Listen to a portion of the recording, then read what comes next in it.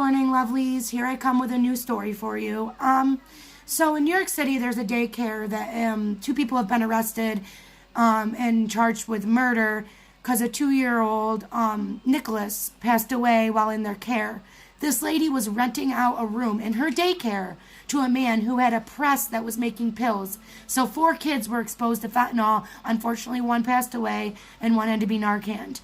So just how does this happen? Our children are the most precious thing in our life. Like, as a mother, a new mother, this is exactly why I don't want my daughter to go to daycare. I don't want her to go to Head Start or any of that. I mean, the other reason is that I can teach her on my own because I have an education for that. But I also don't want her to get sickness or any of that. But my biggest worry is that if I let her go to a daycare or something, she's going to be harmed or something like this would happen. Because I've seen so many horror stories reporting true crime. Anyways, here's the clip from the daycare, the news clip of what's going on, and then I'll be back with my thoughts.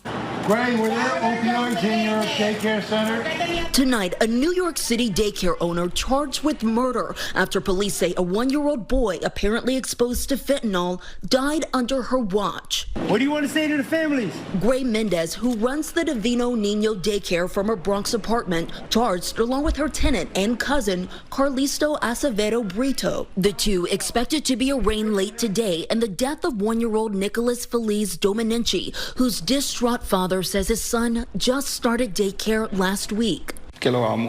I love him. I miss him. I want him back. On Friday around noon, police say a 2-year-old boy in Mendez's care went home, where he started acting lethargic and unresponsive. His mother took him to the hospital, where he was revived with the overdose reversal medication Narcan. 2 hours later, police rushed to the daycare after a 911 call.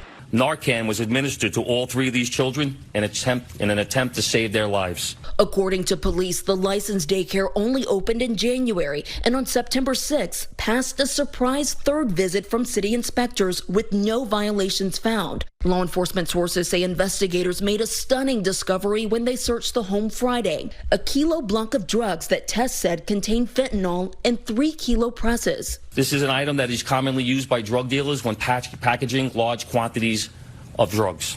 In 2022, the DEA says it seized enough fentanyl nationwide to kill every American, and New York says it seized close to 2 million fentanyl-laced pills statewide.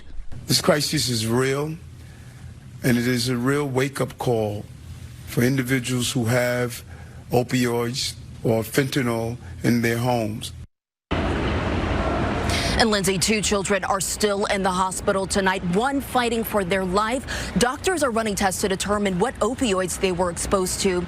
And we're learning more about the suspects. They could face a federal drug case, and that's expected soon. Lindsay?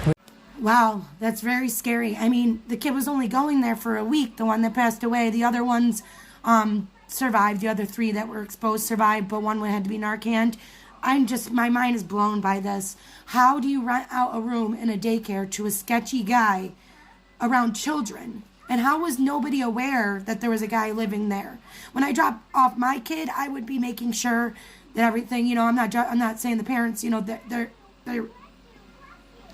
bless their souls, must be going through hell right now, because I couldn't even imagine. My daughter's 1 or 2, I just couldn't imagine, and I feel for these families, and I really hope that people, start getting more stricter things when it comes to daycare, because our kids should be protected at most. He had gone there for only a week. Think about that, a week at a daycare, and your child comes home and passes away. Now, that's my worst fear as a mother, and like I said, God bless these families. God bless their souls. May they rest in peace. May he rest in peace, and may the other 3 families get the help they need to get through this tragic time. But anyways, yes, I'm just mind blown, guys. I'm sorry. This is just horrible, and people just gotta start being more careful when it comes to daycares. It's not their fault, like I said, but it's just this daycare should have had regulations. It shouldn't have been able to allow somebody to live in that area, in that home, while having all these children. I know as a daycare person, it's usually 1 adult to like 6 to 7 kids. So I just don't understand why she would let somebody that obviously is a criminal live in her home while she's taking care of these innocent children. It's just not fair. So if you could please hit that like and subscribe button and the notification for more updates, I'll be getting back to you with some more stories. Thank you.